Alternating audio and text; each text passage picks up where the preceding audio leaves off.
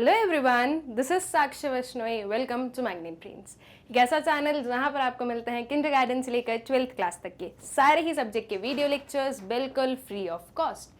Magnet Brains पर आपको कुछ वीडियोस या कुछ चैप्टर्स पढ़ने के बाद में किसी भी काइंड ऑफ सब्सक्रिप्शन को लेने की ज़रूरत नहीं है, क्योंकि मैग्नेट ब्रेन्स आपको प्रोवाइड करवाता है क्वालिटी एजुकेशन, वो भी बिल्कुल free of cost. Magnet Brains पर आपको वीडियो लेक्चर्स मिलते हैं related to CBSE your state boards, चाहे वो इंग्लिश मीडियम हो या वो हो हिंदी मीडियम। इतना ही नहीं, मैग्नेट ब्रेन्स आप लोगों को रेडी करवाता है, प्रिपेयर करवाता है for your competitives also like NTSC, olympiad and many more. So that means कि मैग्नेट ब्रेन्स पर आपको सब कुछ मिलेगा, वो भी बिल्कुल free of cost and quality content के साथ में। इसी के साथ में स्टूडेंट्स स्टार्ट करते हैं अपने इस लेक्चर को, जिसमें हम लोग पढ़ने वाले हैं क्लास 12th इकोनॉमिक्स में जो हमारे प्रीवियस ईयर क्वेश्चंस हैं फॉर द ईयर 2014। इसमें जो दिल्ली रीजन के सेट 1, 2 एंड 3 थे, इसे हम लोग करेंगे सॉल्व। ठीक है, अब एक चीज जो कि आप लोगों को ध्यान रखनी है, दैट इज कि 2014 में जो दो बुक्स हमारी फॉलो की जाती थी 12th क्लास में, वो कौन सी थी? Micro economics and macro economics. लेकिन अगर हम बात करें आफ्टर 2020, तो अब जो दो बुक्स फॉलो की जाती हैं वो है आपकी Indian economic development and macro economics. आपकी जो माइक्रो इकोनॉमिक्स है वो क्लास 11th में शिफ्ट हो गई है।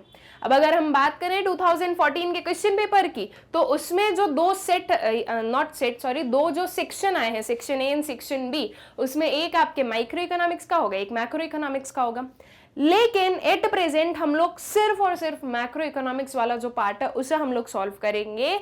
हम अपने जो माइक्रो इकोनॉमिक्स वाला जो सेक्शन है, दैट इज जो सेक्शन ए होता है, उसे हम लोग सॉल्व नहीं करेंगे, क्योंकि वो चीज तो आप जो हो उसका एग्जाम ऑलरेडी 11th क्लास में देकर आ चुके हो, तो अब जो है उसे आपको वापस पढ़ने की बिल्कुल भी जरूरत नहीं है। ओके, तो आई गेस इतनी चीज आप लोगों को अच्छे से क्लियर हो गई है। नाउ आप लोगों के मन में डाउट ये आएगा, क्वेश्चन ये आएगा कि मैम मैक्रो इकोनॉमिक्स तो हमारी ऐसे प्रिपेयर हो जाएगी, लेकिन इंडियन इकोनॉमिक डेवलपमेंट का हम क्या करें? तो देखो, इंडियन इकोनॉमिक डेवलपमेंट को प्रिपेयर करने के लिए भी मैंने आप लोगों को जो है ample number of questions and even videos provide किए। ठीक है, जैसे कि हमारा जो Magnet Brains test paper series चलती है, उसके अकॉर्डिंग जो है मैंने आप लोगों को इंडियन इकोनॉमिक डेवलपमेंट के सारे चैप्टर के चैप्टर वाइज जो है टेस्ट प्रोवाइड किए थे। तो आप लोगों को वो सॉल्व करना है। अगर कर लिए हो ऑलरेडी तो बहुत अच्छी बात है, अगर नहीं किए हो तो अभी भी टाइम है, पढ़ लो। ठीक है, और आपको जो है वीडियो, इसी पर्टिकुलर जो वीडियो है उसके डिस्क्रिप्शन बॉक्स में प्लेलिस्ट की लिंक मिल जाएगी, तो वहां से जो है लिंक पर चले जाओ, इधर उधर ढूंढने की कोई जरूरत नहीं, लिंक पर चले जाओ और अपना जो पूरे कंसेप्ट, अपनी जो प्रिपरेशन है वो अच्छे से पूरी कंप्लीट कर लो। ठीक है, तो आई गेस इतनी चीजें आप लोगों को क्लियर है। अब आते हैं हम लोग अपने सेक्शन बी पर। सेक्शन बी दैट इज जो हमारे मैक्रो इकोनॉमिक्स का सेक्शन है। सेक्शन ए हमारे माइक्रो इकोनॉमिक्स का होता था, जो कि अब 11th क्लास में चला गया है, इसलिए हम उसे सॉल्व नहीं कर रहे। नाउ एक और चीज स्टूडेंट्स, 2014 में आपके एग्जाम का पैटर्न क्या था? तो आपके एग्जाम का पैटर्न था कि जो है पूरा का पूरा कोर्स जो है, पूरे जो चैप्टर्स है वो एक ही बार जो है आपके सिलेबस में आते थे, मतलब कि एक ही टर्म के सिलेबस का पार्ट होते थे। लेकिन अगर हम बात करें 2022 की, तो ये चीज क्या हो गई? चेंज हो गई। अब हमारे पास में दो टर्म है, टर्म 1 एंड टर्म 2। टर्म 1 जिसमें कि ऑब्जेक्टिव काइंड ऑफ पेपर आप लोग ऑलरेडी दे चुके हो, जिसमें आपका हाफ सिलेबस कंप्लीट हो चुका है। अब बारी आती है टर्म 2 की, जिसमें कि हाफ सिलेबस बचा है। तो हम लोग यहाँ पर सिर्फ उस हाफ सिलेबस को ही क्या करेंगे? सॉल्व करेंगे। दैट मीन्स अगर हम मैक्रो इकोनॉमिक्स की बात करें, तो मैक्रो इकोनॉमिक्स में जो हमारे दो चैप्टर्स हैं, कौन कौन से? Measurement of national income and determination of income and employment, ये दोनों चैप्टर्स जो हैं ये हम पढ़ेंगे। और मतलब कि ये दोनों जो चैप्टर्स है ये हमारे सिलेबस का पार्ट है, इसे हमने प्रिपेयर किया है फॉर आवर टर्म 2 एग्जाम।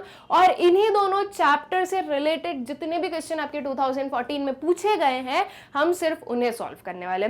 मतलब कि सेक्शन बी में भी हम पूरा का पूरा सेक्शन नहीं सॉल्व करेंगे, हम सिर्फ और सिर्फ क्या सॉल्व करेंगे? अपना जो दो चैप्टर्स हैं उनसे रिलेटेड जो क्वेश्चंस हैं उन्हें।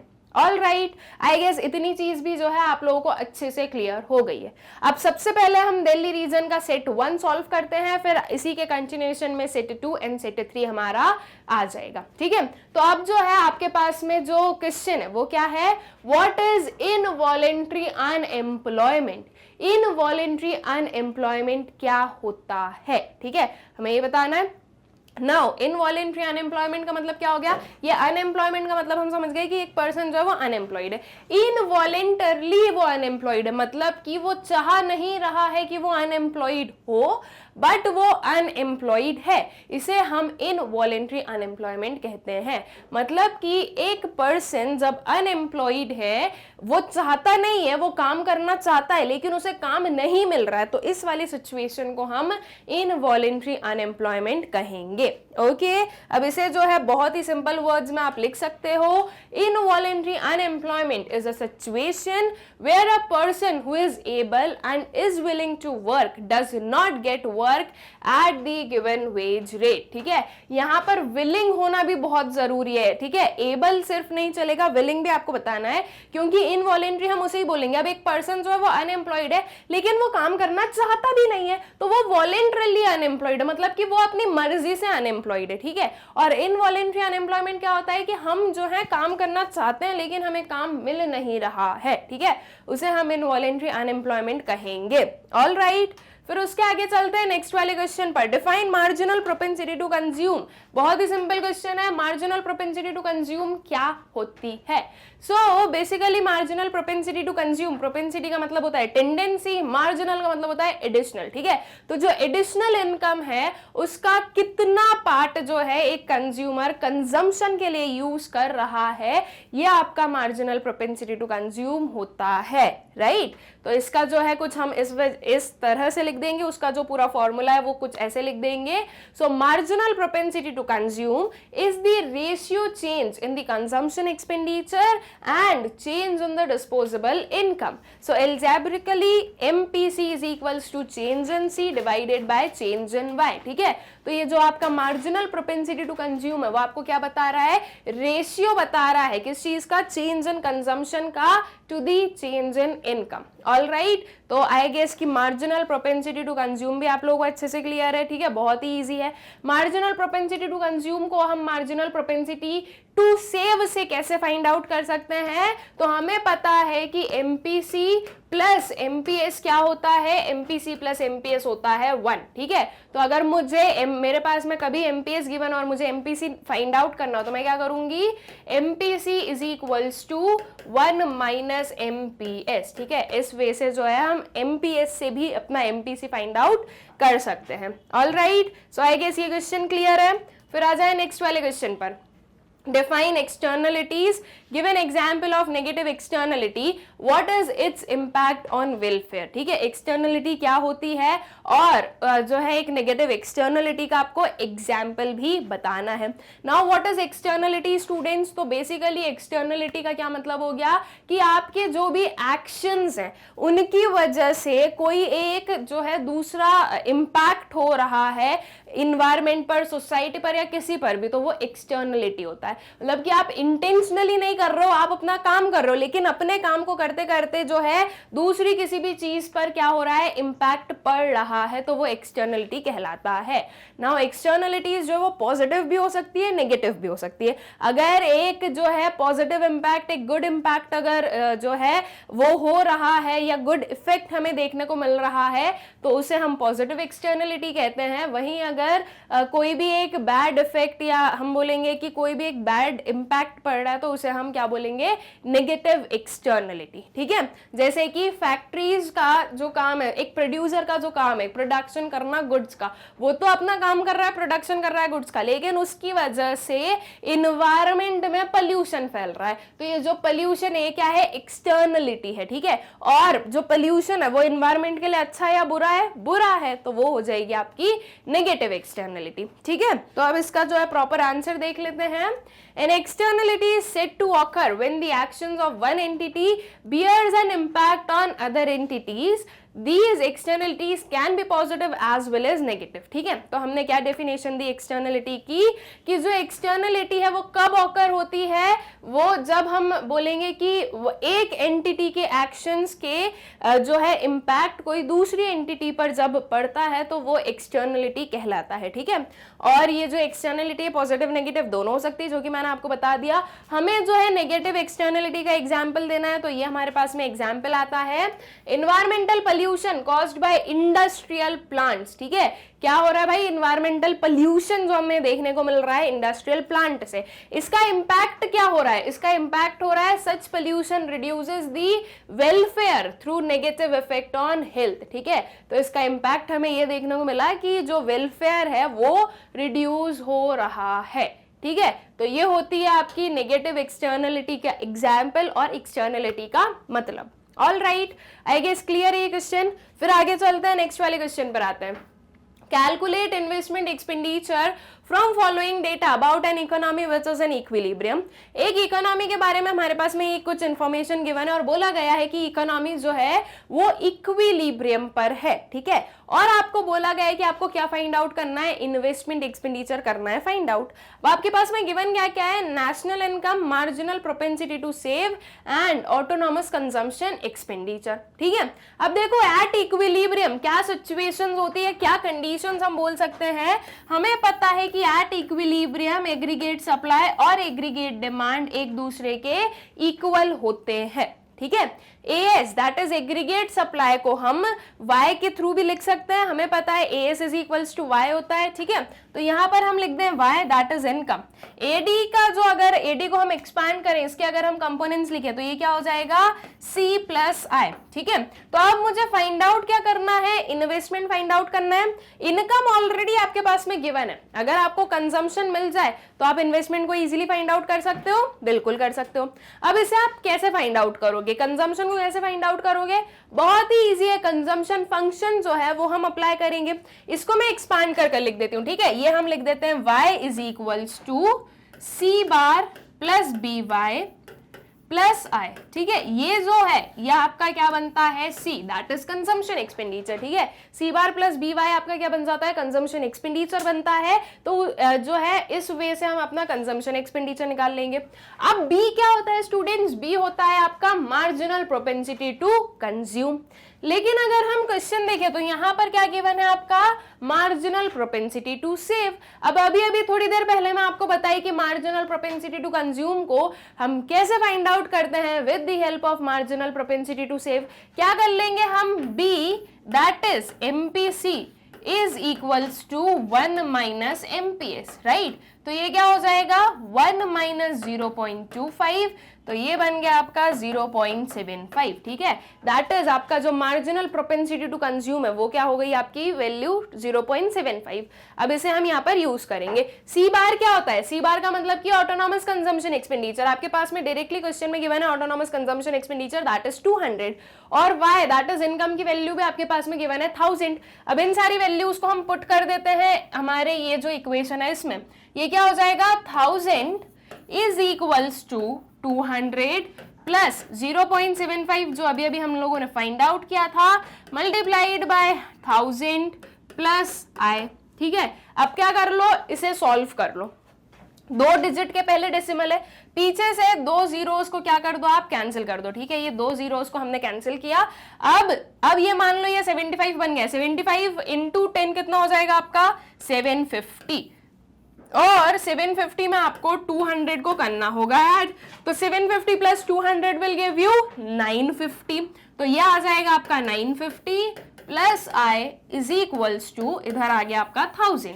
अब 1000 माइनस 950 कर देंगे तो I that is investment expenditure मिल जाएगा, so 1000 minus 950 will give you 50 is equals to आपकी इन्वेस्टमेंट एक्सपेंडिचर बन जाएगी। All right, so I guess clear हो गया ये क्वेश्चन अच्छे से, कैसे हमने जो है पूरा जो है इसको सॉल्व किया है। बहुत ही इजी क्वेश्चन था एंड आई होप सो कि आप लोगों को जो है अच्छे से क्लियर भी हो गया है। अब इसी का जो है एक बार और आप जो प्रॉपर वे में जो सोल्यूशन है वो देख लो, that is y is equals to C plus I, we know this, C is equals to C bar plus CY, C is what MPC, ठीक है, MPC को आप B से भी डिनोट कर सकते हो, आप C से भी डिनोट कर सकते हो, तो हमने यहाँ पर C लिखा, so therefore y is equals to C bar plus CY plus I, ठीक है, यही चीज जो मैंने अभी आपको बताई। उसके बाद में where C bar is autonomous consumption, C is marginal propensity to consume जो कि कितनी निकली हमारी 0.75 and Y is equals to 1000 and I is equals to investment expenditure. By putting the values 1000 is equals to 200 plus 0.75 into 1000 plus I, ठीक है। अब यहाँ पर जो है आय को उधर लेकर बाकी सारी चीजों को हमने एडजस्ट कर दिया, तो एट दी एंड क्या आया 1000 minus 950 that will give you ₹50। तो आपका जो इन्वेस्टमेंट एक्सपेंडिचर है ये कितना आ गया, आपका इन्वेस्टमेंट एक्सपेंडिचर आ गया ₹50 का। All right, so I guess question जो है अच्छे से आप लोगों को क्लियर हो गया है, ठीक है। अब नेक्स्ट वाले क्वेश्चन पर आते हैं।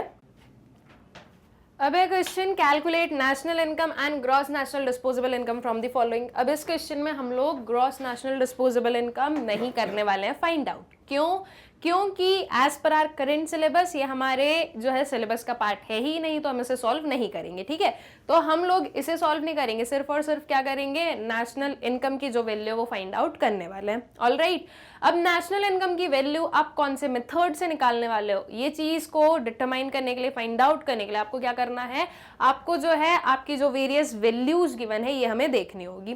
तो क्या क्या चीजें गिवन है हमारे पास में, net current transfers to abroad, private final consumption expenditure, subsidies, government final consumption expenditure, indirect tax, net imports, consumption of fixed capital, net change in stock, net factor income to abroad and net domestic capital formation।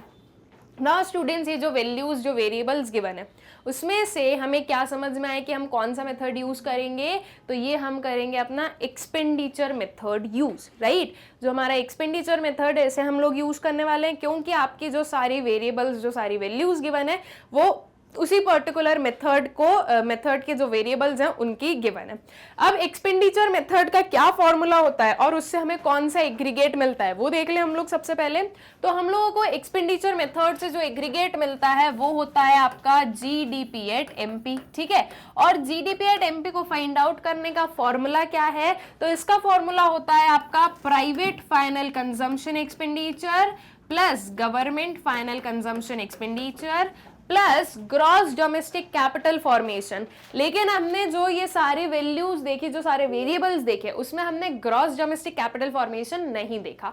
तो हमें क्या देखने को मिला, net domestic capital formation, right. तो चलो हम यहाँ पर जो है नेट डोमेस्टिक कैपिटल फॉर्मेशन को क्या करते हैं, ऐड कर देते हैं। अब इस नेट को हम ग्रॉस में कैसे कन्वर्ट करेंगे, इसमें डेप्रिसिएशन को प्लस कर देंगे। तो ये इसमें हमने प्लस कर दिया डेप्रिसिएशन, ठीक है। उसके बाद में हमें इसमें और क्या ऐड करना है, तो हमें इसमें ऐड करना है नेट एक्सपोर्ट्स। लेकिन अगर हम देखें तो हमारे पास में क्या गिवन है, नेट इंपोर्ट्स गिवन है।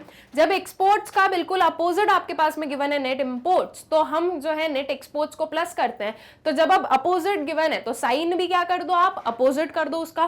प्लस का अपोजिट हम अब यहाँ पर जो है माइनस करने वाले हैं, किसे, नेट इंपोर्ट्स को, ठीक है। अब जब हम इतनी कैलकुलेशन करेंगे स्टूडेंट्स तो हमें क्या मिलेगा, GDP एट MP मिलेगा। लेकिन हमें चाहिए क्या, तो हमें चाहिए NNP at FC, right, that is national product चाहिए। तो अब इस gross domestic product at market price को हम कन्वर्ट कर लें अपना जो है net national product at factor cost में। ये ग्रॉस है, ये नेट है, तो ग्रॉस में से डेप्रिसिएशन को कर देंगे माइनस, तो वो क्या हो जाएगा, वो हो जाएगा आपका नेट, ठीक है। उसके बाद में ये डोमेस्टिक और ये क्या है, नेशनल है। तो जब डोमेस्टिक को नेशनल में कन्वर्ट करना होता है तो हमें क्या करना होता है, NFIA को ऐड करना होता है। दैट इज, अब डोमेस्टिक को नेशनल में कन्वर्ट करना है तो आप इसमें ऐड करोगे net factor income from abroad. लेकिन अगर हम क्वेश्चन देखें तो इसमें net factor income from abroad given नहीं है।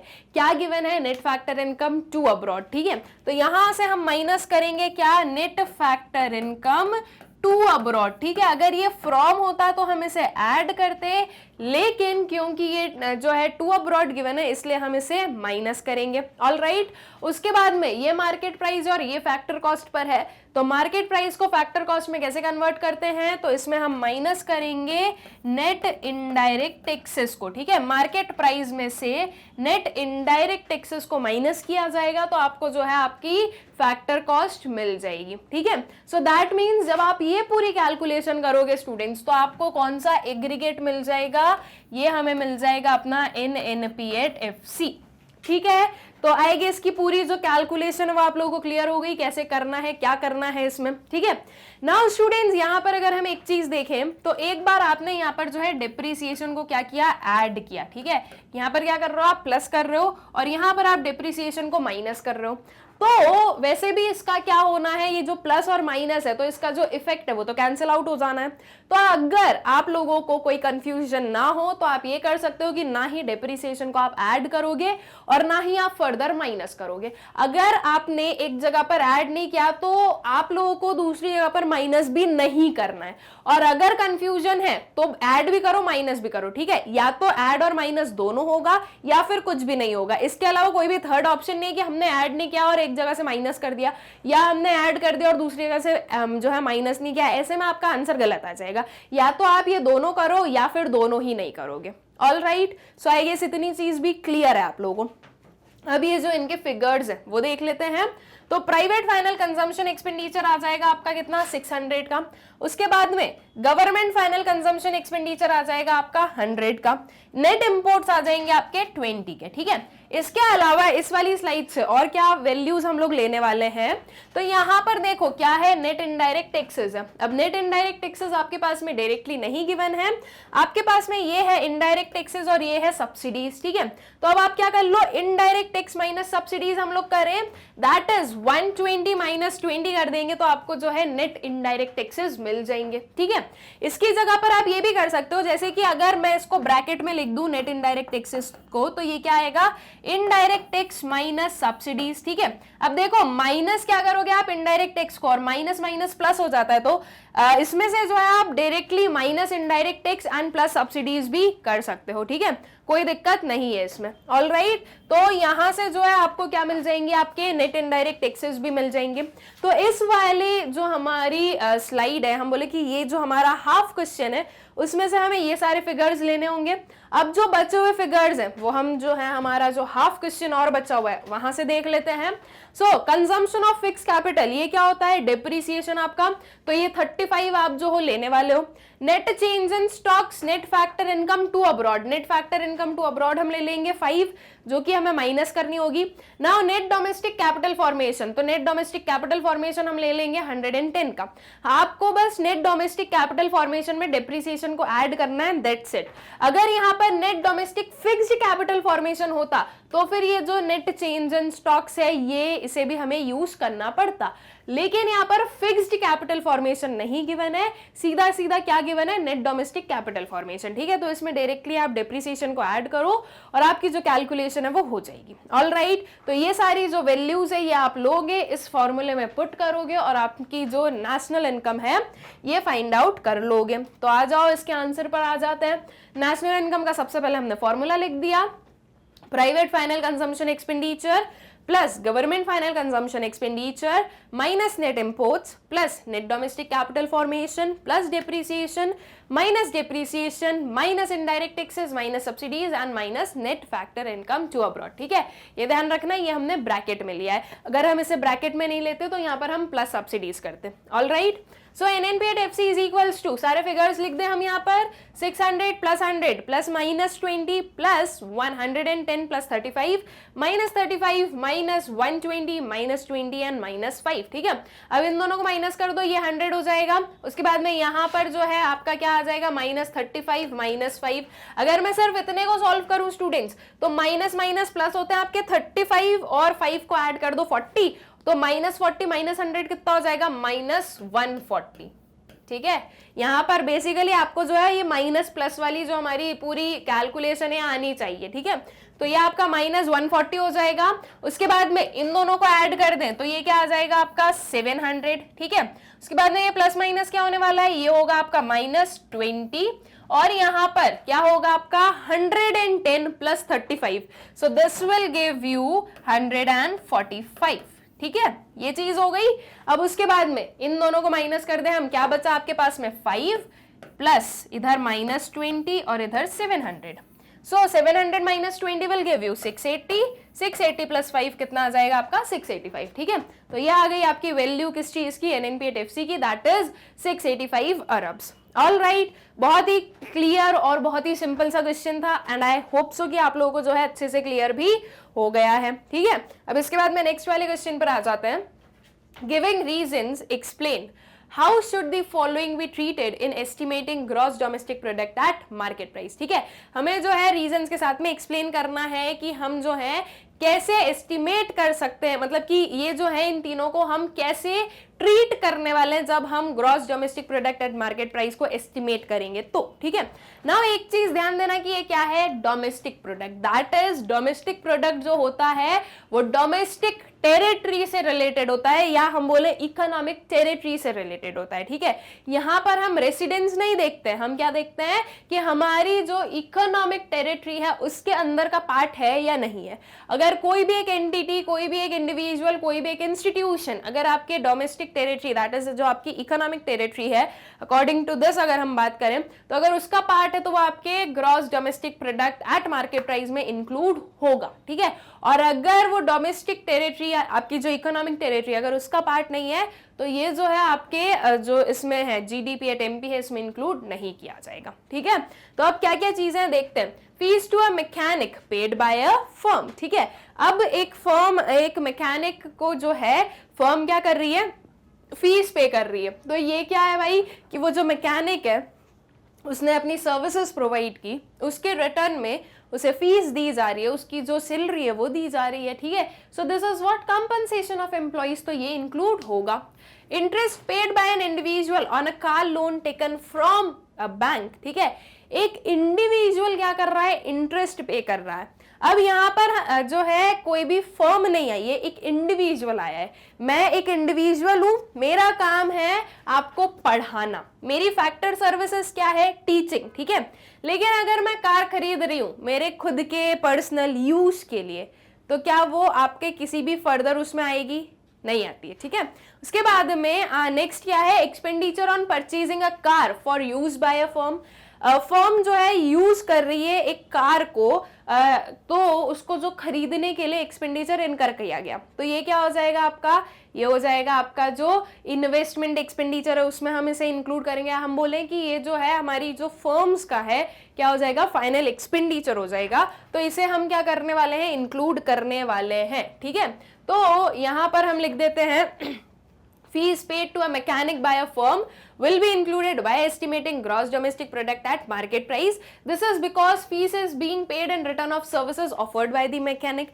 Thus, as GDP at MP includes market value of all goods and services produced in the country, it will be included, ठीक है। ये जो है इंक्लूड होगा। उसके बाद में कार खरीदी एक इंडिविजुअल ने, तो एक इंडिविजुअल ने खरीदी है लेकिन किसी ने बनाई है वो, तो ठीक है, वो जो प्रोडक्शन किया गया है वो आपका आएगा ही। प्राइवेट फाइनल कंजम्पशन एक्सपेंडिचर हम लोग लेते ही हैं। So interest paid by an individual on a car loan taken from a bank will be included while estimating the gross domestic product at market price. This is because it is an income for the bank, thus it is a part of the GDP at MP, ठीक है।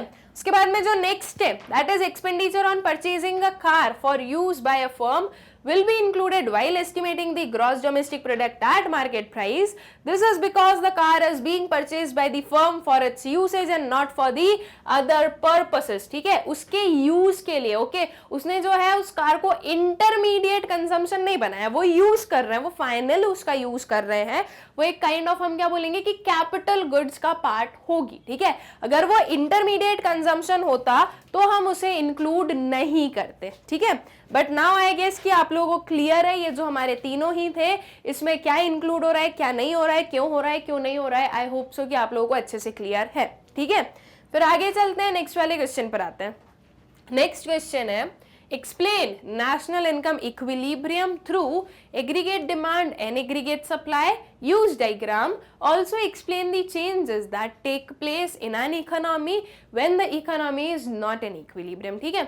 आपको क्या बताना है, आपको जो है national income equilibrium explain करना है, कौन से अप्रोच से, एग्रीगेट डिमांड और एग्रीगेट सप्लाई के अप्रोच से, ठीक है। और जो है आपको डायग्राम भी यूज करना है इसमें, ऑल्सो आपको एक्सप्लेन करना है कि क्या जो है चेंजेस आपको देखने को मिलेंगे, ठीक है।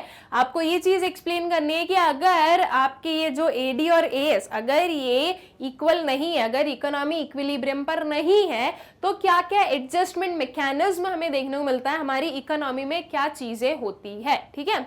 उसके बाद में या तो आपको इस क्वेश्चन को आंसर करना है या फिर आपके पास में एक और क्वेश्चन है, that is outline the steps required to be taken in deriving saving curve from the given consumption curve, use diagram। तो आपका जो ये क्वेश्चन है ये क्या बता रहा है कि आपको जो है कंजम्पशन कर्व के हेल्प से सेविंग कर्व करना है डिराइव, और कंजम्पशन कर्व से आप कैसे सेविंग कर्व पर आ रहे हो उसके लिए आपको जो है स्टेप्स बतानी है और इसे जो है आप डायग्राम के थ्रू बताओगे, ठीक है। तो इन दोनों क्वेश्चंस को आपको करने होंगे आंसर। एट प्रेजेंट आपको दोनों को आंसर करने हैं, लेकिन अगर ऐसे कोई और काइंड ऑफ क्वेश्चंस आपके एग्जाम में आते हैं तो आपको सिर्फ और सिर्फ एक ही क्वेश्चन को आंसर करना होता है, ठीक है।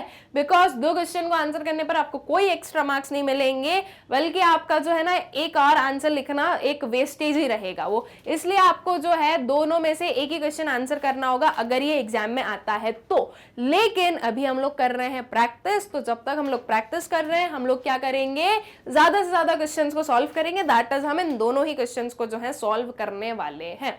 ऑल राइट, तो चलो सबसे पहले जो है फर्स्ट वाले का आंसर देखते हैं। एग्रीगेट डिमांड और एग्रीगेट सप्लाई का जो अप्रोच है वो एक्सप्लेन करते हैं, और अगर ये दोनों इक्वल नहीं होते हैं तो क्या चीजें होती है वो हम बता देते हैं, ठीक है। So aggregate demand and aggregate supply approach, that is ADAS approach. According to Keynesian theory, the equilibrium level of income in an economy is determined when aggregate demand represented by C plus I curve is equal to total output, that is aggregate supply, ठीक है।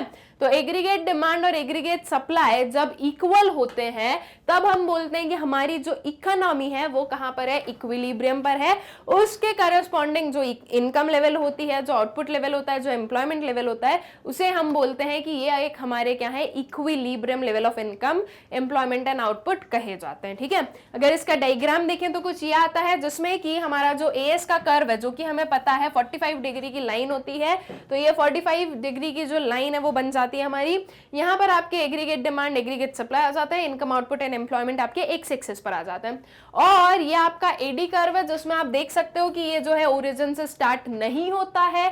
क्यों नहीं होता है? Because of autonomous consumption, ठीक है। हमेशा जो है कुछ ना कुछ कंजम्पशन होता ही है, इसलिए at zero level of income also, इसलिए जो आपका एडी का कर्व कभी भी ओरिजिन से स्टार्ट नहीं होता है। तो ये हमारा जो है एडी का जो है ग्राफ बन जाता है। ये दोनों जहां पर मीट करते हैं उसे हम क्या बोलते हैं, इक्विलिब्रियम लेवल बोलते हैं, that is AD is equals to AS कहते हैं।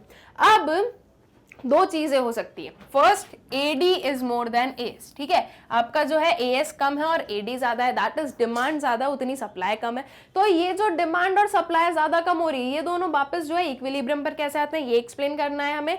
और एक क्या हो सकता है कि आपका एएस ज्यादा है एडी कम है, that is aggregate supply is more then aggregate demand, या फिर हम ये बोल सकते हैं कि aggregate demand is less then aggregate supply. तो ऐसी वाली सिचुएशन से वापस हम इक्विलिब्रियम पर कैसे आते हैं उसे हमें एक्सप्लेन करना होगा, ठीक है। तो अब जो है हम ये जो हमारे एडजस्टमेंट मैकेनिज्म है ये देख लेते हैं।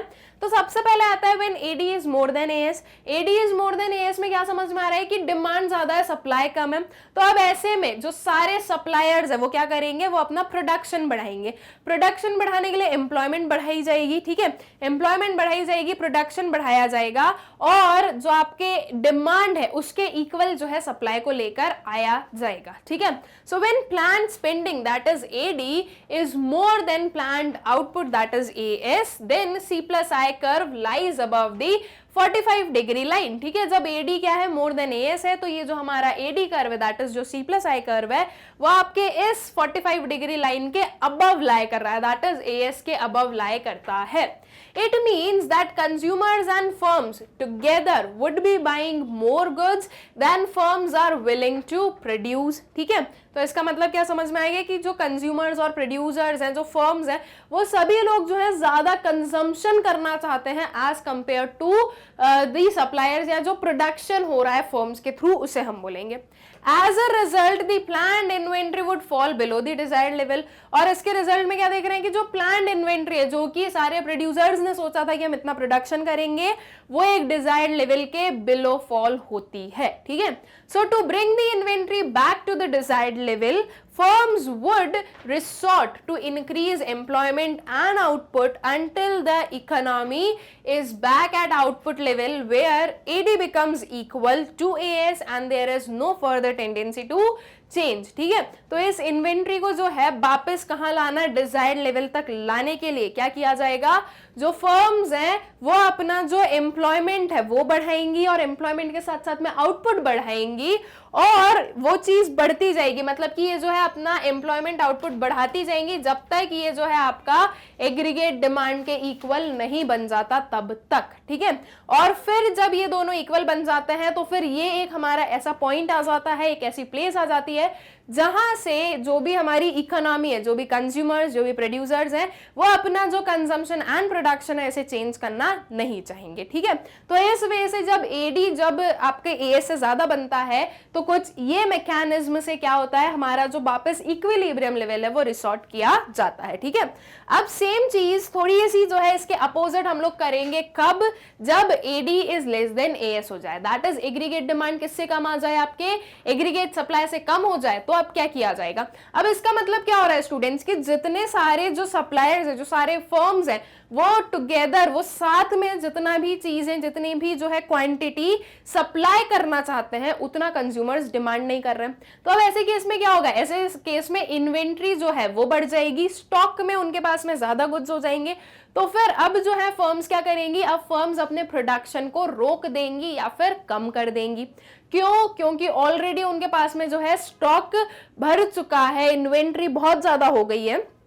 तो सारी फर्म्स क्या सोचेंगी कि ऑलरेडी जो प्रोड्यूस गुड्स है हम पहले उन्हें सेल करेंगे और फिर उसके बाद में न्यू गुड्स का जो है प्रोडक्शन किया जाएगा। अब ऐसे केस में क्या होगा, ऐसे केस में जो एम्प्लॉयमेंट है वो कम हो जाएगा। कम क्यों हो जाएगा? क्योंकि अब जो फर्म्स है वो प्रोडक्शन कम कर रही है, तो जब एम्प्लॉयमेंट कम होगा, इनकम कम होगी, धीरे धीरे आउटपुट भी कम हो जाएगा और वापस जो आपका एडी और एएस है वो एक दूसरे के इक्वल बन जाएंगे, ठीक है।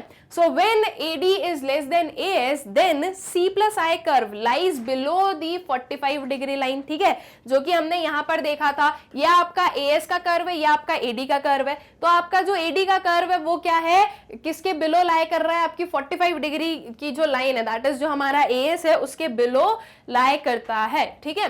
It means that consumers and firms together would be buying less than firms are willing to produce. इसका मतलब क्या हुआ, इसका मतलब ये हुआ कि जो कंज्यूमर्स और फर्म्स हैं वो लोग कम बाय कर रहे हैं, किससे, उससे जितना कि फर्म्स जो है विलिंग है प्रोड्यूस करने की, ठीक है। As a result the planned inventory would rise, और ऐसे रिजल्ट में हमने क्या देखा कि जो प्लान्ड इन्वेंट्री वो बढ़ जाएगी, मतलब कि जो आपका स्टॉक है फर्म्स के पास में, जो इन्वेंट्री पाइल्ड अप है वो इंक्रीज हो जाएगी, वो राइज होगी, ठीक है।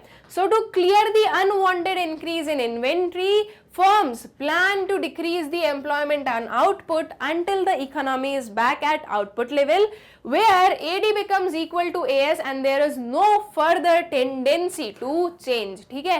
तो इस जो है अनवांटेड जो इंक्रीज हुआ है इन्वेंट्री में, इसको सॉल्व करने के लिए क्या किया जाएगा, फर्म्स जो है वो अपना एम्प्लॉयमेंट डिक्रीज करेगी, दैट इज वो जो है लोगों को बोलेंगे भाई अभी हमें आपकी कोई जरूरत ही नहीं क्योंकि हम प्रोडक्शन नहीं कर रहे हैं, एम्प्लॉयमेंट कम होगा, इनकम कम होगी, आउटपुट कम होगा और फिर से जो आपका एडी और एएस है वो एक दूसरे के इक्वल बन जाएंगे, ठीक है।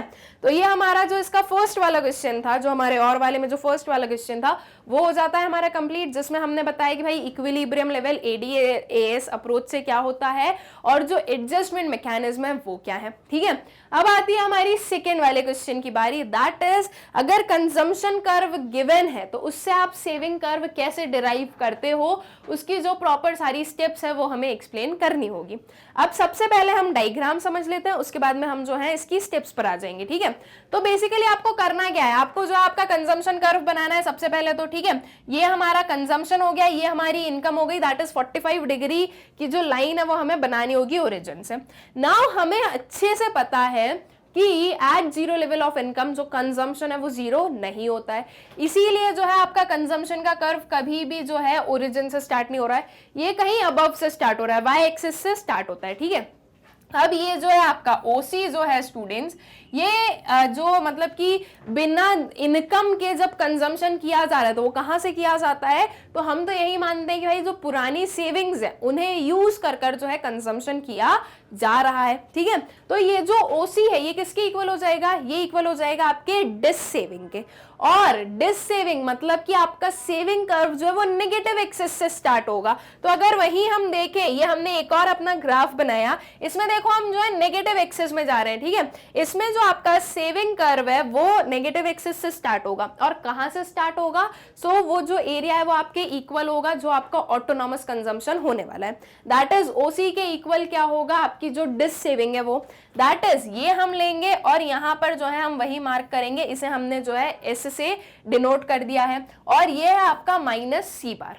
अब आपको एक पॉइंट मिल गया, अब दूसरा पॉइंट आपको लेना होगा, ठीक है। अब वो कैसे मिलेगा, देखो एक यहां पर हम लोग देख रहे हैं एक प्लेस जहां पर आपका कंजम्पशन और जो इनकम का ग्राफ है, जो कर्व है, वो दोनों एक दूसरे को कर रहे हैं इंटरसेक्ट, ठीक है। इसे हमने जो है ई से डिनोट किया है।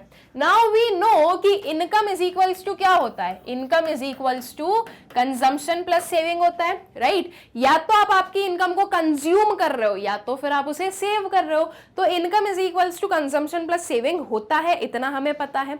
नाउ स्टूडेंट्स, जब आपका ये पॉइंट हम बोले ई पॉइंट, तो इस पर हम क्या बोल रहे हैं कि आपकी जो कंजम्पशन है और इनकम है दोनों क्या हो गए, दोनों एक दूसरे के इक्वल हो गए। तो जब कंजम्पशन और इक्वल एक दूसरे के इक्वल होंगे, कंजम्पशन और इनकम जब एक दूसरे के इक्वल होंगे, तो आपका जो सेविंग है वो क्या हो जाएगी, सेविंग जीरो हो जाएगी, ठीक है। तो इस पॉइंट से आपको क्या करना है, एक स्ट्रेट लाइन, एक परपेंडिकुलर स्ट्रेट लाइन बनानी है, और वो आपके नेक्स्ट वाले ग्राफ में एक्स एक्सिस पर जाकर मीट कर रही है।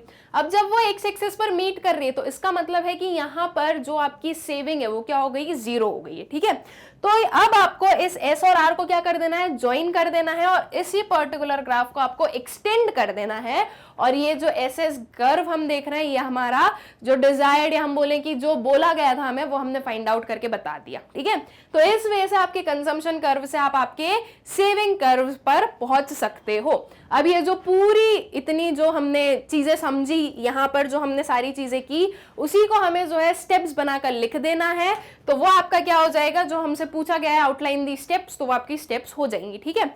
एक बार जल्दी से हम ये सारी स्टेप्स देख लेते हैं और फिर अपने इस आंसर को भी क्या कर लेते हैं, कंप्लीट कर लेते हैं, ठीक है।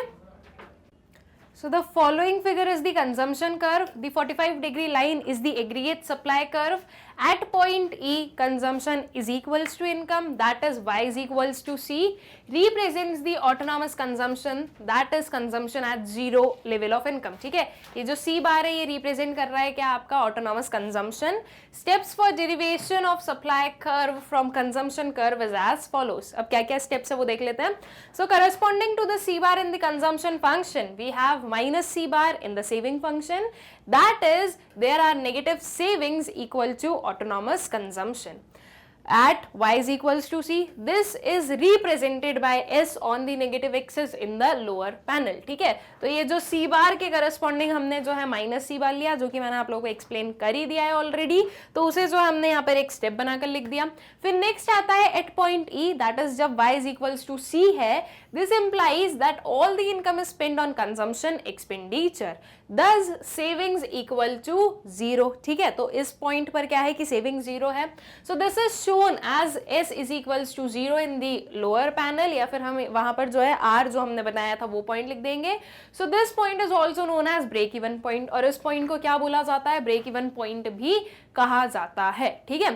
फिर थर्ड वाली हमारी स्टेप क्या है, beyond the break even point by connecting point S and R we derive the straight upward sloping saving curve, ठीक है। तो एस एंड आर को जो है ज्वाइन कर कर, जो एस एंड आर हमने दो पॉइंट्स लिए उन्हें ज्वाइन कर कर और उसे जो है और एक्सटेंड कर कर हमें क्या मिल जाता है, अपना सेविंग कर्व मिल जाता है। All right, so I guess की क्वेश्चन जो है अच्छे से आप लोगों को क्लियर हो गया है, ठीक है। फिर आगे चलते हैं स्टूडेंट्स, और अब हमारे पास में आता है दिल्ली रीजन का सेट 2, ठीक है। अब यहां तक हमने अपना सेट 1 कंप्लीट कर लिया, अब सेट 2 पर आते हैं हम लोग।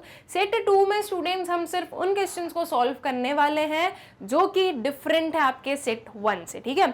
जो ऑलरेडी क्वेश्चंस हम लोगों ने सेट 1 में कर लिया और अगर वो सेट 2 में भी रिपीटेड है तो हम लोग उसे यहाँ पर सॉल्व नहीं करेंगे, हम सिर्फ उन क्वेश्चंस को सॉल्व कर रहे हैं जो कि आपके डिफरेंट है सेट 1 एंड सेट 2 में। ऑल राइट, तो चलो जल्दी जल्दी से क्वेश्चंस देख लेते हैं और अपने सेट 2 को भी जो है कंप्लीट कर देते हैं। अब सबसे पहले क्वेश्चन क्या आता है हमारे पास में, calculate autonomous consumption expenditure from the following data about an economy which is an equilibrium. क्या फाइंड आउट करना है हमें, ऑटोनॉमस कंजम्पशन एक्सपेंडिचर करना है फाइंड आउट। ठीक है, क्या क्या चीजें गिवन है हमारे पास में ये इंफॉर्मेशन है कि इकोनॉमी इक्विलिब्रियम पर है, उसके अलावा जो है हमारे पास में कुछ ये इंफॉर्मेशन है, that is national income, marginal propensity to save and investment expenditure. तो अब बेसिकली हमें पता है बहुत ही अच्छे से कि एट इक्विलिब्रियम क्या होता है, y is equals to C plus I होता है।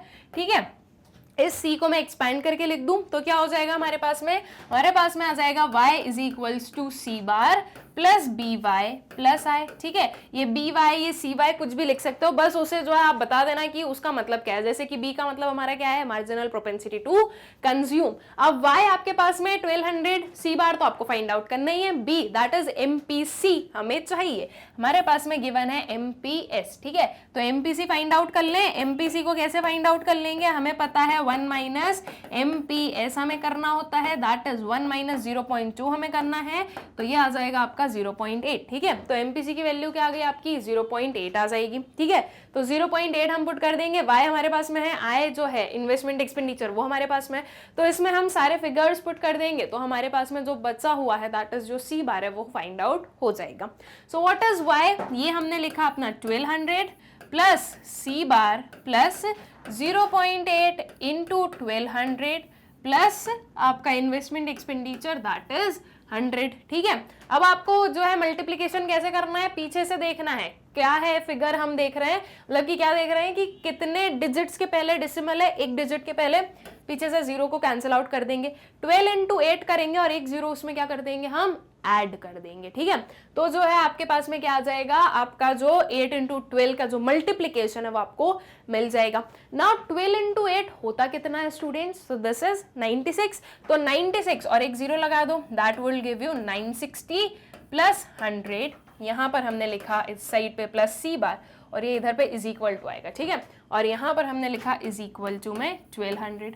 Now 960 plus 100 will give you 1060, तो अब जो है आपको क्या कर लेना है, 1200 में से माइनस कर लेना है 1060, तो आपके पास में जो सी बार की वैल्यू है वो आ जाएगी।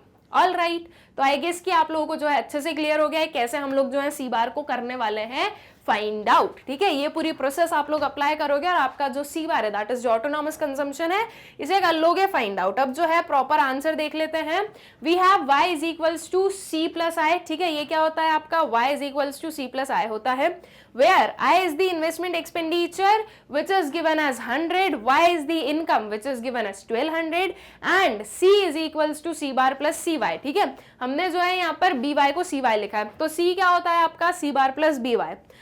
Here C bar is autonomous consumption expenditure। ठीक है, C is the marginal propensity to consume, that is C is equals to 1 minus marginal propensity to save करना है, तो C क्या आ गई आपकी वैल्यू 0.80 आ गई है। उसके बाद में आगे चलते हैं, thus putting the values in the equation y is equals to C bar plus C Y plus I, तो इसमें जो है सारी वैल्यूज हम पुट करें, 1200 is equals to C bar plus 0.80 into 1200 plus 100। ठीक है, तो अब जो है इसको पूरा सॉल्व किया, जैसे कि अभी भी मैंने आपको बताया ही था 1200 माइनस 1060 हमें करना है, तो ये हमने किया तो हमारे पास में वैल्यू क्या आ गई 140 आ गई, दैट इज जो सी बार है जो ऑटोनॉमस कंजम्पशन है इसकी वैल्यू क्या आ गई, इसकी वैल्यू आपके पास में आ गई 140 रुपीज की। ठीक है, तो बहुत ही इजीली हमने जो अपना ऑटोनॉमस कंजम्पशन फाइंड आउट कर लिया है एंड आई होप सो कि आप लोगों को जो है अच्छे से क्लियर भी हो गया है। अब आगे चलते हैं नेक्स्ट वाले क्वेश्चन पर। अब हमारे पास में question, calculate net national product at factor cost and private income from the following. अब इस क्वेश्चन में प्राइवेट इनकम को हम लोग फाइंड आउट नहीं करेंगे क्योंकि हमारे करंट सिलेबस का पार्ट नहीं है।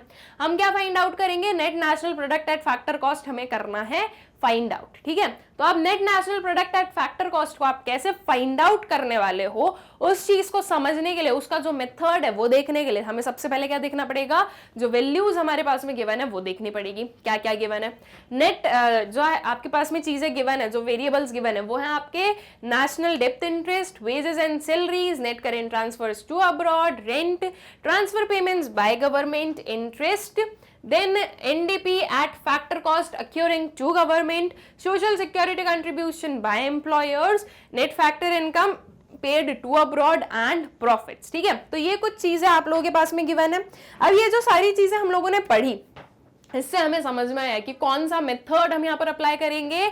तो हम यहाँ पर अप्लाई करेंगे अपना जो इनकम मेथड है। ठीक है, और इनकम मेथड में हमें एग्रीगेट कौन सा मिलता है, तो हमें एग्रीगेट मिलता है अपना एनडीपी एट एफसी। ठीक है, ये एग्रीगेट मिलता है एनडीपी एट एफसी। इसका फॉर्मूला क्या होता है, compensation of employees plus operating surplus plus mixed income. इसको थोड़ा एक्सपांड कर हम लिखे, कंपनसेशन ऑफ एम्प्लॉइज आपके पास में डायरेक्टली नहीं गिवन है, लेकिन उसके जो कंपोनेंट्स है वो गिवन है, wages and salaries plus social security contribution by employers, right. फिर इसमें आप प्लस करोगे क्या, इसमें आप प्लस करोगे रेंट, इंटरेस्ट एंड प्रॉफिट। अगर रॉयल्टी होता तो उसे भी हम इंक्लूड करते हैं। मिक्स्ड इनकम आपके पास में नहीं गिवन है तो हम नहीं ले रहे हैं। इतना सब जब हम ऐड करेंगे तो हमें क्या मिलेगा, एनडीपी एट एफसी मिलेगा। लेकिन चाहिए क्या, एनएनपी एट एफसी चाहिए। तो अब सिर्फ और सिर्फ एक ही जो है वैल्यू हमें चेंज करनी है, बाकी तो आपका जो है दोनों नेट पर है और दोनों ही फैक्टर कॉस्ट पर हमें मिल रहे हैं। लेकिन एक डोमेस्टिक एक नेशनल है, तो आप डोमेस्टिक को आप नेशनल में कैसे कन्वर्ट करते हो, आप ऐड करते हो net factor income from abroad. लेकिन आपके पास में क्वेश्चन में net factor income from abroad नहीं गिवन है। क्या गिवन है, net factor income to abroad given है। तो अब आप क्या करोगे, अब आप इसे माइनस करोगे। तो यहां से जो है हम माइनस कर देंगे net factor income to abroad, तो हमें जो है इस एनडीपी एट एफसी से एनएनपी एट एफसी मिल जाएगा। ठीक है, तो बहुत ही सिंपल प्रोसेस है, बहुत ही सिंपल हमें जो है ये फॉर्मूला अप्लाई करना है। इन सारी वैल्यूज को हम लोग देख लेते हैं, उसे अपने इस फॉर्मूले में पुट कर देते हैं और अपना जो net national product at factor cost है इसकी वैल्यू निकाल लेते हैं। तो हमने यहाँ से क्या लिया, वेजेस एंड सैलरीज लिए अपने 600 के। Net current transfers to abroad बिल्कुल नहीं लेंगे, वैसे भी ट्रांसफर पेमेंट हो जाएगा तो ट्रांसफर पेमेंट्स हम इंक्लूड करते ही नहीं है। हमें सिर्फ और सिर्फ फैक्टर इनकम, फैक्टर पेमेंट्स ये इंक्लूड करने होते हैं। ठीक है, उसके बाद में रेंट लोगे आप कितना, 200 का। ट्रांसफर पेमेंट्स बाय गवर्नमेंट ये आप नहीं करोगे इंक्लूड। इंटरेस्ट लोगे आप कितना, 300 का। तो इस वाली स्लाइड से हमने ये 3 फिगर्स लिए। अब जो हमारे बचे हुए फिगर्स हैं वो हम अपनी नेक्स्ट वाली स्लाइड पे देख लेते हैं। ठीक है, तो social security contribution by employers हम ले लेंगे 100 का। Net factor income paid to abroad हो जाएगी हमारी 50 एंड प्रॉफिट्स हो जाएंगे हमारे 300 के। तो ये जो है सारी जो रिक्वायर्ड वैल्यूज है वो हमें मिल गई हैं। अब इन सबको हम क्या करेंगे, इन सबको हम जो है यहाँ पर अपने जो इस फॉर्मूले में पुट कर देंगे। So NNP at FC is equals to wages and salaries plus employers contribution to social security plus rent plus interest plus profit and minus net factor income to abroad. तो ये सब कुछ हमने लिखा, 600 plus 100 plus 200 plus 300 and minus 50। तो अब इनको add कर दो students, 300 plus 300 will give you 600, 600 plus 200 will give you 800, 800 plus 100 आपका कितना हो गया, 900, 900 प्लस 600 कितना हो जाएगा, दिस वुड बी 1500। इसमें से आपको माइनस कर देना है 50, तो आपका आंसर आ गया है 1450 अरब्स, दैट इज 1450 अरब्स। All right, so I guess question जो है अच्छे से आप लोगों को क्लियर हो गया है। बहुत ही इजी सा क्वेश्चन था एंड आई होप सो कि आप लोगों को क्लियर भी हो गया। ठीक है, फिर आगे चलते हैं। अब आता है हमारे पास में दिल्ली रीजन का सेट 3। ठीक है, सेट 2 कंप्लीट हो जाता है, जो डिफरेंट क्वेश्चंस थे वो हम लोगों ने सॉल्व कर लिए। अब आते हैं हम लोग सेट 3 पर। सेट 3 में भी हम सिर्फ उन क्वेश्चंस को सॉल्व करने वाले हैं जो कि आपके सेट 1 और सेट 2 का पार्ट नहीं है। दैट इज सिर्फ जो डिफरेंट क्वेश्चंस हैं हम उन डिफरेंट क्वेश्चंस को यहाँ पर सॉल्व करेंगे। बाकी के जो सिमिलर क्वेश्चंस है वो ऑलरेडी जब हम सेट 1 में जो है सॉल्व कर चुके हैं, उनका आंसर बता चुके हैं, तो उसे हम फिर से रिपीट नहीं करेंगे। ठीक है, तो चलिए जो हमारा सेट 3 है उस पर आते हैं। जो हमारे वेरियस क्वेश्चंस हैं ये हम लोग देख लेते हैं। सो सबसे पहले आता है define aggregate supply. Aggregate supply क्या होता है, इसे हमें करना है डिफाइन। ठीक है, कि एग्रीगेट सप्लाई किसे कहा जाता है। तो एग्रीगेट सप्लाई क्या है स्टूडेंट्स, बेसिकली जो सारे प्रोड्यूसर्स, जो सारी फर्म्स एक साथ में सप्लाई करना चाहती हैं, एक पर्टिकुलर पॉइंट ऑफ टाइम पर जो सारे गुड्स को सप्लाई करना चाहते हैं, उसे हम जो है एग्रीगेट सप्लाई कहते हैं। एग्रीगेट का मतलब क्या हो जाता है आपका टोटल, तो जो टोटल सप्लाई है वो आपकी एग्रीगेट सप्लाई कहलाती है। तो इसका आंसर क्या आ जाएगा, aggregate supply refers to the total value of all the final goods and services produced by all production unit in an economy in a particular point in a particular period of time. ठीक है, तो aggregate supply क्या हो गया, जो final value है सारे ही goods and services की, जो कि सारे ही जो प्रोड्यूसर्स हैं वो प्रोडक्शन कर रहे हैं, चाह रहे हैं करना, उसे हम एग्रीगेट सप्लाई कहते हैं. ऑल राइट, बहुत ही इजी सा क्वेश्चन था, आई गेस की क्लियर है ये चीज. ठीक है, अब जो आते हैं नेक्स्ट वाले क्वेश्चन पर अपने, क्या है हमारा question, calculate marginal propensity to consume from the following data about an economy which is in equilibrium. क्या कैलकुलेट करना है हमें, मार्जिनल प्रोपेंसिटी टू कंज्यूम जो है ये करना है फाइंड आउट. ठीक है, ये हमें करना है कैलकुलेट. अब मार्जिनल प्रोपेंसिटी टू कंज्यूम हमें कैलकुलेट करना है और हमारे पास में कुछ ये इंफॉर्मेशन गिवन है और जो इकोनॉमी है वो भी इक्विलिब्रियम पर है. देख लेते हैं कैसे फाइंड आउट करेंगे. नेशनल इनकम गिवन है आपके पास में, उसके बाद में ऑटोनॉमस कंजम्पशन एक्सपेंडिचर गिवन है एंड इन्वेस्टमेंट एक्सपेंडिचर गिवन है. अब इसका जो प्रोसेस है वो हमें बहुत अच्छे से पता है. हमें पता है कि at equilibrium y is equals to c plus I होता है.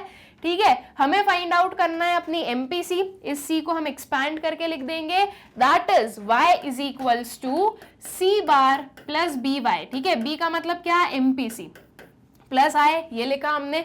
y हमारे पास में नेशनल इनकम कितनी है, 1500 की. ऑटोनॉमस कंजम्पशन एक्सपेंडिचर हमारे पास में 300 का गिवन है. b हमारे पास में गिवन नहीं है, b हमें करना है फाइंड आउट. ठीक है, तो ये हमने लिख दिया 1500 b प्लस इन्वेस्टमेंट कितना है आपका 300 का, ये हमने लिख दिया. ठीक है, नाउ 300 प्लस 300 इज व्हाट, 600. और इस 600 को हम इस साइड पर ले आते हैं, that is 1500 minus 600 is equals to 1500 B. ठीक है, अब 1500 माइनस 600 कितना होगा, सो दैट इज 900. ये लिखा हमने 900, यहां पर आया हमारा 1500 इज इक्वल्स टू बी. ये जो 1500 बी के पास था उसे भी हम जो है कहाँ ले आए, अपने लेफ्ट हैंड साइड पर ले आए. अब देखो जीरोस एंड जीरोस क्या हो गए, कैंसिल आउट हो गए. उसके बाद में ये हो गया 3 3s are 9 and 3 5s are what, 15. ठीक है, अब 3 डिवाइडेड बाय 5 करना है, क्या आ जाएगा आंसर, 0.6. ठीक है, तो दैट इज जो b की वैल्यू है, दैट इज जो हमारा MPC की वैल्यू है, वो कितनी आ गई आपकी, 0.6 आ गई है. यही आपको फाइंड आउट करना था. बहुत ही इजीली हम लोगों ने फाइंड आउट कर लिया, बहुत ही शॉर्ट एंड स्वीट मैनर में जो है हमें अपना जो b है, दैट इज जो MPC है वो मिल गई, दैट इज 0.6 इसकी वैल्यू आ गई है. All right, so I guess की क्लियर हो गया आप लोगों को क्वेश्चन अच्छे से. अब इसी को जो है एक बार और देख लो, सिस्टमैटिकली देख लो. So we know that at equilibrium y is equals to c plus I होता है, where i is investment expenditure given as 300 and y is national income given as 500 and c is equals to c bar plus cy. ठीक है, यहाँ पर जो है आपका जो MPC है उसे c से डिनोट किया गया है, तो c बार प्लस cy हो जाता है ये. ठीक है, अब आते हैं here c bar is autonomous consumption expenditure given as 300, c is marginal propensity to consume. Thus putting the values in the equation we have y is equals to c bar plus cy plus i. ठीक है, that is 1500 is equals to 300 plus c multiplied by 1500 plus 300. तो अब इसमें हमने किया है c is equals to 1500 minus 600 और divide में हमने लिख दिया है 1500. ठीक है, so that would be 900 divided by 1500. जिसे आपने जब सॉल्व किया तो आपके पास में क्या आंसर आ गया, 0.6. तो जो c है दैट इज जो मार्जिनल प्रोपेंसिटी टू कंज्यूम है, इसकी वैल्यू क्या आ गई, इसकी वैल्यू आ गई आपके पास में 0.6. All right, I guess question जो है क्लियर हो गया अच्छे से. ठीक है, अब जो है नेक्स्ट वाले क्वेश्चन पर आ जाए हम लोग. अब नेक्स्ट क्वेश्चन आता है हमारे सामने फिर से एक जो है नेशनल इनकम का न्यूमेरिकल. क्या हमें फाइंड आउट करना है ये देखते हैं. सो calculate net domestic product at factor cost and net national disposable income from the following. क्या फाइंड आउट करना है हमें, net domestic product at factor cost करना है फाइंड आउट. और ये जो है आपका नेट नेशनल डिस्पोजेबल इनकम, इसे हम फाइंड आउट नहीं करेंगे. क्यों नहीं करेंगे, क्योंकि ये हमारे सिलेबस का पार्ट नहीं है. ठीक है, तो हम लोग जो है अपना net domestic product at factor cost करने वाले हैं फाइंड आउट. ठीक है, तो आप देखते हैं कि क्या क्या चीजें गिवन है, कौन सा मेथड हम अप्लाई करेंगे और कैसे हम लोग फाइंड आउट करेंगे. तो आपके पास में गिवन है net current transfers to abroad, government final consumption expenditure, net indirect taxes, private final consumption expenditure, consumption of fixed capital, gross domestic fix capital formation, उसके बाद में net imports, closing stock, opening stock, net factor income to abroad. तो ये जो सारी चीजें given है students, इससे हमें क्या समझ में आया, कौन सा मेथड हम अप्लाई करने वाले हैं, हम अप्लाई करेंगे अपना एक्सपेंडिचर मेथड। क्यों? क्योंकि ये जो सारे फिगर्स हैं, जो सारे वेरिएबल्स हैं, ये हमारे एक्सपेंडिचर मेथड के ही गिवन है। तो अब जो है एक्सपेंडिचर मेथड से हमें कौन सा एग्रीगेट मिलता है, हमें मिलता है अपना जीडीपी एट एमपी। तो सबसे पहले हम देख लेते हैं कि जीडीपी एट एमपी को फाइंड आउट करने के लिए हमें क्या क्या फॉर्मूले अप्लाई करने हैं, क्या क्या चीजें हमें ऐड और डिडक्ट करनी होगी। उसके बाद में जीडीपी एट एमपी से हम एनडीपी एट एफसी पर कैसे जाएंगे, वो चीज भी हम लोग समझ लेते हैं। ठीक है, तो अब जीडीपी को फाइंड आउट करने के लिए हम लोग अपना फॉर्मूला यूज करेंगे, GDP at MP is equals to private final consumption expenditure plus government final consumption expenditure plus, जैसे कि हमारे क्वेश्चन में गिवन है, gross domestic fix capital formation. तो ये ले लेंगे हम लोग gross domestic fix capital formation, इसमें हम ऐड करेंगे चेंज इन स्टॉक्स। ठीक है, तब जाकर वो जो है ग्रॉस डोमेस्टिक कैपिटल फॉर्मेशन में होगा कन्वर्ट। हम लोग कभी भी फिक्स्ड कैपिटल फॉर्मेशन को अपनी कैलकुलेशन में नहीं लेते हैं, हमें क्या करना होता है, उसे कन्वर्ट करना होता है किसमें, ग्रॉस डोमेस्टिक कैपिटल फॉर्मेशन में। तो इसमें हम ऐड करेंगे क्या, change in stocks. Change in stocks को कैसे, closing stock minus opening stock करेंगे, तो ये हो जाएगा आपका चेंज इन स्टॉक। फिर हम इसमें ऐड करते हैं क्या, नेट एक्सपोर्ट्स को। लेकिन अगर हम लोग क्वेश्चन में देखें तो हमारे पास में क्या गिवन है, नेट इंपोर्ट्स गिवन है। तो अब जब हम नेट एक्सपोर्ट्स को ऐड करते हैं तो नेट इंपोर्ट्स को क्या कर लेंगे, माइनस कर लेंगे। तो माइनस आ जाएगा इसमें से क्या, नेट इंपोर्ट्स। ठीक है, इतना जब हम करेंगे तो हमें क्या मिलेगा, हमें मिलेगा अपना जीडीपी एट एमपी। लेकिन चाहिए क्या, हमें चाहिए है एनडीपी एट एफसी। तो अब सबसे पहले ग्रॉस को नेट में कन्वर्ट करो माइनस डेप्रिसिएशन। ठीक है, उसके बाद में ये मार्केट प्राइस है, ये फैक्टर कॉस्ट है, तो माइनस क्या करेंगे, नेट इनडायरेक्ट टैक्सेस। ठीक है, तो अब जो है आपको क्या मिल जाएगा, आपका एनडीपी एट एफसी मिल जाएगा। ऑल राइट, तो ये कुछ हमारी सारी फॉर्मूला हमें यूज करना है जिससे हमें अपना एनडीपी एट एफसी मिलेगा। सो क्या क्या फिगर्स लेने वाले हैं वो देख लेते हैं। गवर्नमेंट फाइनल कंजम्पशन एक्सपेंडिचर आ जाएगा 100, नेट इनडायरेक्ट टैक्सेस जो कि आपको माइनस करने ये आ जाएंगे आपके 80, प्राइवेट फाइनल कंजम्पशन एक्सपेंडिचर आ जाएगा आपका 300 का, consumption of fix capital that is depreciation, depreciation को आप माइनस करोगे 20, gross domestic fix capital formation आप ले लोगे कितना 50। ठीक है, अब इसके बाद में आगे की जो और चीजें बची है वो नेक्स्ट वाले इससे ले लेते हैं हम लोग। नेट इंपोर्ट्स आपका कितना आ जाएगा, -10 आएगा। Closing stock minus opening stock हमें करना है, दैट इज 25 - 25 हम लोग करेंगे, तो आपका ये जो नेट चेंज इन स्टॉक्स है वो निकल जाएगा। ठीक है, तो ये कुछ फिगर्स हमें लेने होंगे। Net factor income to abroad की जरूरत है नहीं क्योंकि दोनों ही जो हमारे एग्रीगेट्स है वो डोमेस्टिक प्रोडक्ट के हैं। ठीक है, तो इसलिए ये सारे फिगर्स हम लोग यूज करेंगे, इन्हें हम लोग जो है पुट करेंगे अपने इस एनडीपी एट एफसी के फॉर्मूले में, और जो एनडीपी एट एफसी है इसे कर लेंगे फाइंड आउट।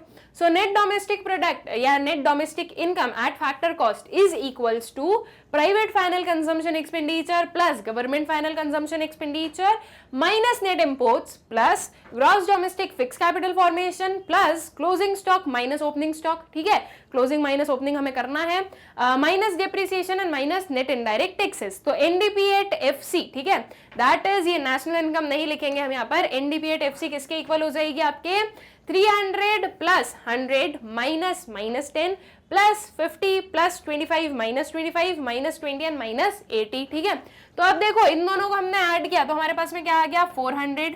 400 में हम क्या करेंगे, 400 में हम प्लस करेंगे 10 को, माइनस माइनस क्या हो जाएगा आपका प्लस हो जाएगा। अब 25 माइनस 25 विल गिव यू 0, तो ये 50 को एज इट इज ले लो प्लस 50, और -20 माइनस 80 क्या हो जाएगा, ये हो गया आपका -100। ठीक है, ये चीज हो गई। अब उसके बाद में 400 प्लस 10 प्लस 50 कितना हो गया, this will give you 460, and 460 में से हमें माइनस करना है 100 को, तो आपके पास में आंसर कितना आ गया 360। तो 360 अरब्स का जो है आपका क्या बन जाती है, आपकी जो net domestic product at factor cost है, दैट इज हम बोलेंगे डोमेस्टिक इनकम जो है वो निकल जाती है, दैट इज 360 अरब की। All right, I guess question आप लोगों को जो है अच्छे से क्लियर हो गया है। एकदम इजी सा क्वेश्चन था, कैसे फाइंड आउट किया हमने, आई होप सो कि आप लोगों को जो है अच्छे से क्लियर हो गया है। एंड आई होप सो कि ये जो तीनों ही सेट थे हमारे, सेट 1, सेट 2 एंड सेट 3, ये तीनों ही सेट जो है आप लोगों को अच्छे से क्लियर हो गए हैं। विद दिस स्टूडेंट्स हम लोग आ जाते हैं अपने इस पर्टिकुलर लेक्चर के एंड में, जिसमें कि हम लोगों ने 2014 के दिल्ली रीजन के सेट 1, 2 एंड 3 कर लिए हैं कंप्लीट। नाउ इस वीडियो को एंड करने से पहले एक छोटी सी चीज मैं आप लोगों को सिखाना चाहूंगी, दैट इज कि आप लोग वीडियो लेक्चर्स कैसे एक्सेस कर सकते हो वेबसाइट के थ्रू। आपको गूगल ओपन करना है और आपको वहां पर सर्च करना है www.magnetbrains.com। तो जो हमारी ऑफिशियल वेबसाइट है वो ओपन हो जाएगी। जब आप उसे ओपन करोगे, उसे स्क्रॉल करोगे, तो आपको कुछ ये दिखेगा स्टूडेंट्स। यहाँ पर आप लोग देख सकते हो CBSE English medium, CBSE Hindi medium, spoken English, NTSC olympiad, UP board. आपको जो भी पढ़ना है आपको इनमें से जो है उस पर क्लिक कर देना है। जैसे कि हमें क्लास 12 इकोनॉमिक्स पढ़ना है, हमने सीबीएसई इंग्लिश मीडियम पर किया क्लिक। इसके अंदर जो है आपके पास में वेरियस ऑप्शंस आ गए, term 2 exam, class 12, 11th and so on. अब आपको जो पढ़ना है आपको उस पर जो है क्लिक करना होगा, ठीक है। अगर आपको टर्म 2 एग्जाम पढ़ना है आप उस पर चले जाओ, क्लास 12 का कुछ पढ़ना है क्लास 12 पर हम चले गए। जैसे ही आप क्लास 12 पर क्लिक करोगे, इसके अंदर जितनी भी प्लेलिस्ट है, सारे सब्जेक्ट की जितनी भी प्लेलिस्ट है वो सारी आपको विजिबल हो जाएंगी, ठीक है। स्टार्टिंग में कुछ आपको ये दिखेगा, फिर आपको इसको करना होगा स्क्रॉल। जब आप स्क्रॉल करोगे तो नीचे आपके सामने कुछ ये आएगा, ठीक है। अब इसमें अगर हम बात करें इकोनॉमिक्स की, तो इकोनॉमिक्स की आपको 4 प्लेलिस्ट दिखने वाली है। 4 किस लिए? 2 for your macro economics and 2 for your Indian economic development. 2 playlist क्यों है? तो सिंपल सा रीजन है इसके पीछे, हमने एनसीईआरटी भी कंप्लीट किया, हमने संदीप गर्ग भी कंप्लीट किए। तो आपका जो है हर एक जो वीडियो है वो बिल्कुल सिस्टमैटिकली अलग अलग प्लेलिस्ट में आपको मिलेंगे। आपको इनमें से जो भी पढ़ना है उसके वॉच नाउ पर क्लिक कर देना, ठीक है। आपको मैक्रो इकोनॉमिक्स एनसीईआरटी पढ़ना है तो उस पर चले जाओ, मैक्रो इकोनॉमिक्स संदीप गर्ग पढ़ना है उस पर चलेगा, इंडियन इकोनॉमिक डेवलपमेंट पढ़ना है संदीप गर्ग का, एनसीईआरटी का जो भी पढ़ना है उस पर आप लोग चले जाइए, ठीक है। इस वॉच नाउ पर आपको क्या कर लेना है, क्लिक कर लेना है। जैसे ही आप वॉच नाउ पर क्लिक करोगे आपके सामने कुछ ये ओपन होगा। यहाँ पर आप लोग देख सकते हो वॉच चैप्टर वाइज वीडियोस। इसके अंदर आपके जो सारे चैप्टर्स हैं और उनके जो सारे टॉपिक्स हैं वो बिल्कुल सिस्टमैटिकली अरेंज्ड आपको मिलेंगे, ठीक है। अब जैसे कि आपको जो है चैप्टर 2 का कोई वीडियो देखना है तो चैप्टर 2 पर आप क्लिक करोगे, इसके अंदर के जितने भी लेक्चर्स हैं, जो 20 लेक्चर्स हैं आपको विजिबल हो जाएंगे। जो भी पर्टिकुलर टॉपिक आपको पढ़ना है उसके सामने वॉच नाउ लिखा होगा, आपको वॉच नाउ पर क्लिक करना होगा, ठीक है। आप जैसे ही वॉच नाउ पर क्लिक करोगे आपका जो वीडियो है वो हो जाएगा प्ले। अगर आपको नेक्स्ट वीडियो देखना है, यहां पर ऑप्शन है नेक्स्ट वीडियो का। अगर नेक्स्ट नहीं देखना है और कोई सा वीडियो देखना है, यहां से कैंसिल करना। कैंसिल करने से जो वेबसाइट का होम पेज है वो फिर से ओपन होगा, फिर से सेम प्रोसेस आपको अप्लाई करनी है। इसी वे में आप किसी भी क्लास के, किसी भी सब्जेक्ट के, किसी भी टॉपिक को बहुत ही इजीली एक्सेस कर सकते हो। ऑल्सो स्टूडेंट्स, ये जो सारी चीजें हैं ये आप मैग्नेट ब्रेन्स के ऐप से भी जो है एक्सेस कर सकते हो। मैग्नेट ब्रेन्स के ऐप पर आपको एग्जैक्टली जैसे वेबसाइट पर सब कुछ अरेंज्ड मिला है, एग्जैक्टली इसी वे में आपको ऐप पर भी मिल जाएगा। तो अगर YouTube पर जो है वीडियोस फाइंड आउट करने में प्रॉब्लम होती है तो आप लोग जो है बहुत ही इजीली इन सारे वीडियोस को एक्सेस कर सकते हो with the help of website और ऐप। ऑल्सो स्टूडेंट्स, हमारा जो YouTube चैनल है मैग्नेट ब्रेन्स, आप लोग उसे भी सब्सक्राइब करें, इन वीडियोस को ज्यादा से ज्यादा शेयर करें and also do like the videos. Thank you.